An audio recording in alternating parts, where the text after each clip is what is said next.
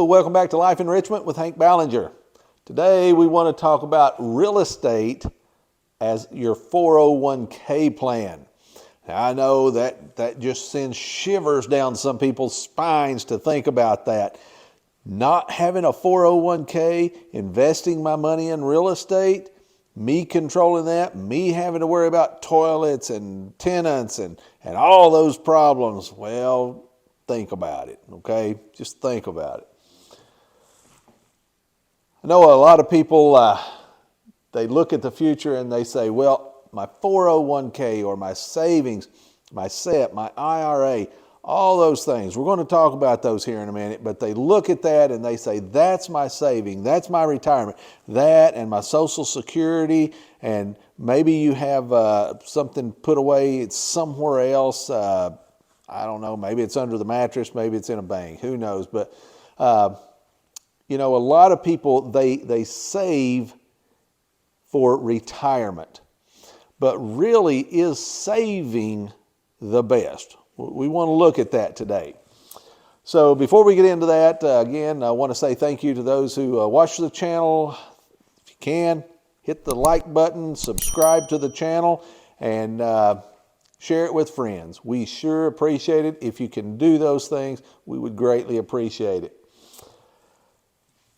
Now, the 401k plan came around in 1974. Now, why did the 401k plan come around? In August the 15th, 1971, Richard Nixon took our money off of the gold standard. Now, when he did that, a lot of companies around the world, but specifically in America, had what they called pension plans, meaning the company themselves paid money in for your retirement. That was a pretty good plan. But the companies realized once he took our money off the gold standard and he severed the US dollar from gold, they realized inflation would ensue, and the 1970s is considered the decade of inflation. Not without good reason. A lot of inflation.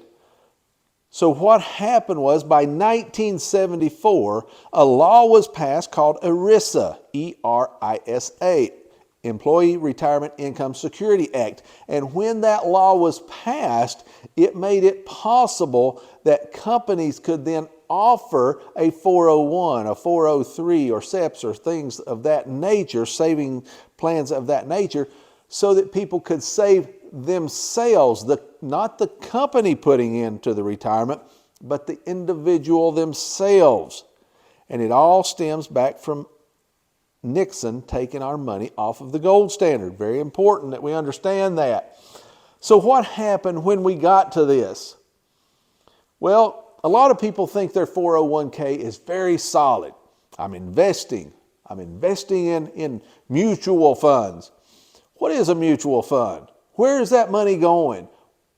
All that, it's mutual, so it means that money is distributed in a basket of different products to invest in. Maybe you dictate a little bit. Maybe you say, I want some in moderate, some in conservative, very conservative, and I want some in aggressive.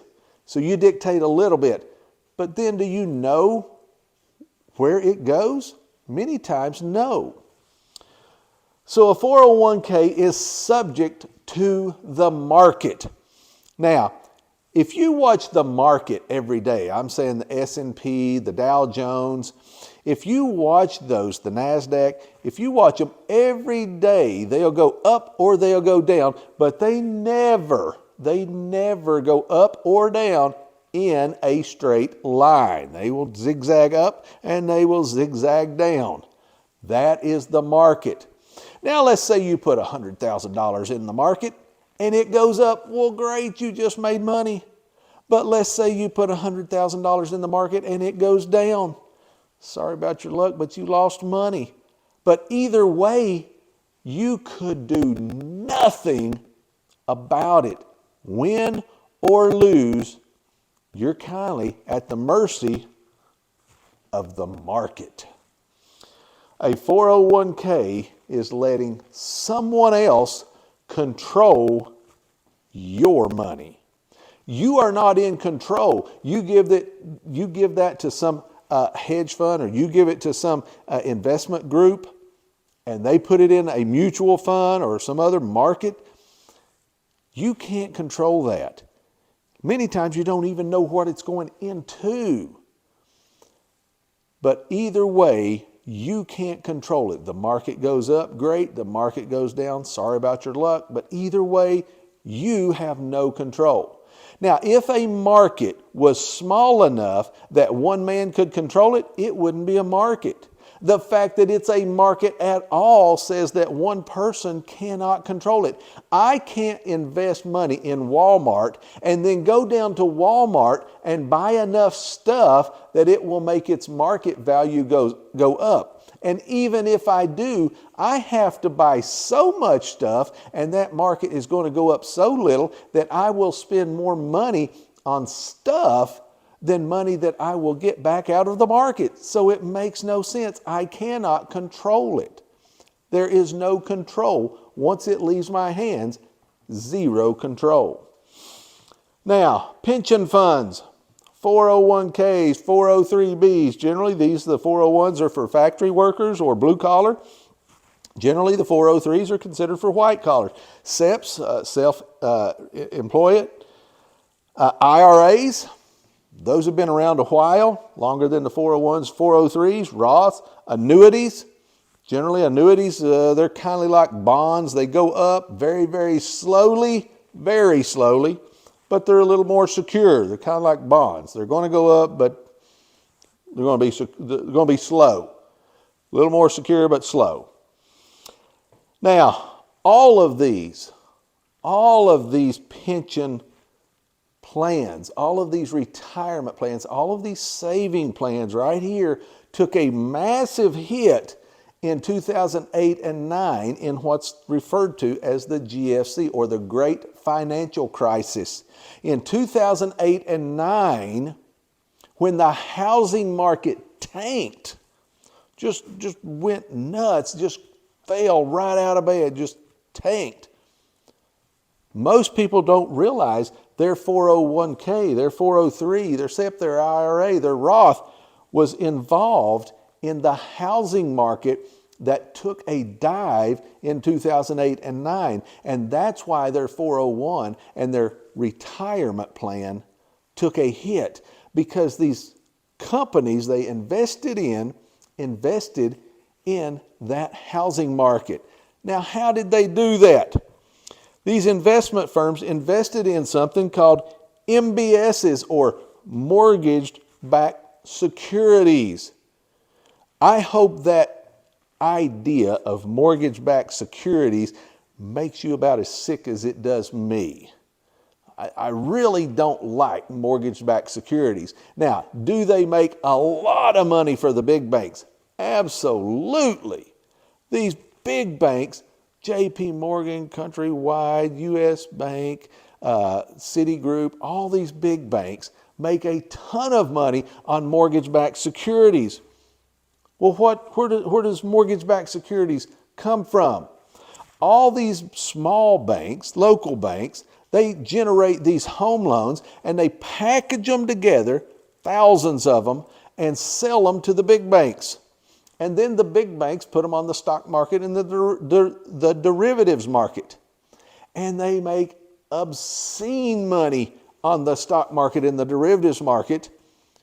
And then when this thing falters and falls down, these mortgage-backed securities is what happened in the GFC, or the Great Financial Crisis of 2008 and 9. These things fail terribly. And when they fail, so did people's 401s and 403s. All these things fail because that's where your money was invested. Kentucky Teacher Retirement was long on mortgage-backed securities. That's why Kentucky Teacher Retirement isn't doing very well right now, because of this very thing. Do you know where your money goes when it leaves your hand and you invest? No, you don't know, and you have no control. If the market goes up, great. If it goes down, sorry about your luck, you have no control. Now, let's look at this side of the board. What about if you buy real estate? If you buy real estate, you have some control. Not all. There is nothing you can get into that you have total 100% control and you can force it to go up as high as you want. It's not going to happen. There is no market. There's nothing out there like that. But also, there is nothing out there without risk. Now, does this stuff have risk? Yes, but you have zero control. This stuff has risk, but you have a lot of control. That's very important. Now, when you buy real estate, you have a much better tax structure. You get tax breaks, tax incentives. You get tax breaks on the property. You get tax breaks even on your personal property. There's a lot of tax breaks when you have real estate. So it's really good to buy real estate because you have that control. Why real estate? Let's look at a few other perks, if you will, to buy real estate. One, again, it's a much better tax structure. Now, when I go over that, I have some lessons on our website. Hopefully these lessons will come out in July. And when they come out, you can go on our website and purchase these or pay $50 and get all 6 lessons. And I talk about this, but a tax structure is much better when you get into real estate. And it's hard for me to express right now how much better by getting into real estate. A lot of people say, well, yeah, I get to write stuff off. It's not even close. There is just so much better tax structure. It's just hard to go into in this video. But your tax structure is better in many, many ways. Appreciation. As the property goes up in value, you get that appreciation. That is yours. Also, you get depreciation. Every April, when you file your taxes, you can write depreciation off of that property. Now, the interesting thing about that, it's almost like you're telling the IRS this property is going down in value, but when you go to the banker to get a loan, you're saying this thing's going up in value. I'm fixing it up. I'm raising rents. This thing's going up in value, while you're telling the IRS it's going down in value, and it's legal. They came up with the system, not me. It's legal. You get the appreciation, you get the depreciation, and they came up with the system.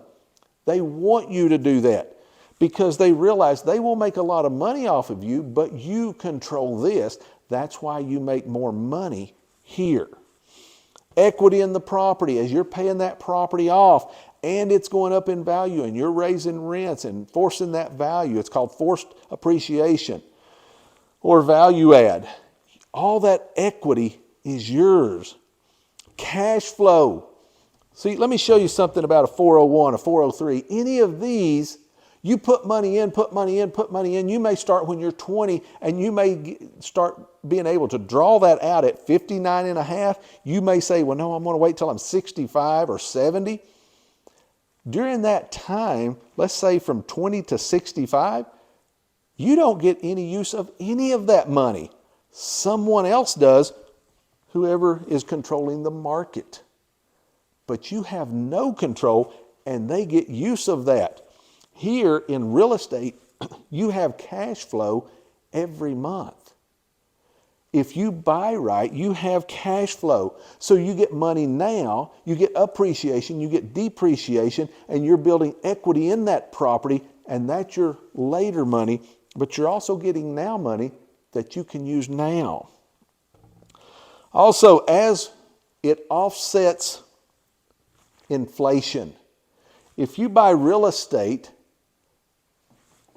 if you're in 401 or 403 and inflation hits, things get higher at the grocery store, your bills go up, your utilities, you can't control that, but also you have no additional money And even if you have money in these, you could borrow some, but that just means you won't have some for later. Or you could borrow some and pay it back with interest to yourself and make it sound good, but then you still got to pay it back. Here, your income, your cash flow from real estate offsets inflation. And also, as we get older, there are generally more needs as we get older, and you can offset those needs as you get older with real estate. This, you can't have it until you take it all, generally. Now, you can take against these sometimes. A lot of rules and restrictions. Now, the point we want to really make about this, these, zero control. Zero control. Here, you control it and you can build wealth and you can become redneck rich. See you on the next video.